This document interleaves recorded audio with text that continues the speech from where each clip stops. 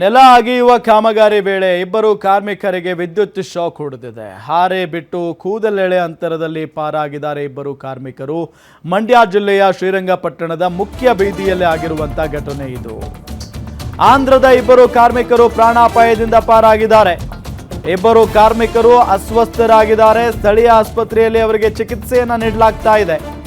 ಕುಡಿಯುವ ನೀರಿನ ಪೈಪ್ಲೈನ್ ಕೆಲಸ ಮಾಡ್ತಾ ಇದ್ರು ಕಾರ್ಮಿಕರು. ಶಾಕ್ ಹಿನ್ನೆಲೆ ಕಾರ್ಮಿಕರು ಕಾಮಗಾರಿಯನ್ನ ಸ್ಥಗಿತ ಮಾಡಿದ್ದಾರೆ. ಕಾಮಗಾರಿ ಮಾಡೋದಕ್ಕಾದ್ರೂ ಹೆಂಗ್ ಧೈರ್ಯ ಬರುತ್ತೆ ಪಾಪ, ಅಲ್ಲಿ ಕೆಲಸ ಮುಂದುವರಿಸೋದಕ್ಕಾದ್ರೂ ಹೆಂಗ್ ಧೈರ್ಯ ಬರುತ್ತೆ.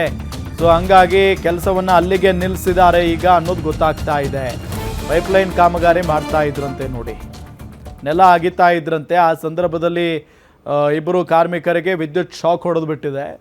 ಹಾರೆ ಬಿಟ್ಟು, ಅಂದರೆ ಹಾರೆ ಇರುತ್ತಲ್ಲ, ಆ ಹಾರೆನ ಅಲ್ಲೇ ಬಿಟ್ಟು ಕೂದಲೆಳೆ ಅಂತರದಲ್ಲಿ ಪಾರಾಗಿದ್ದಾರೆ ಅವರಿಬ್ಬರು.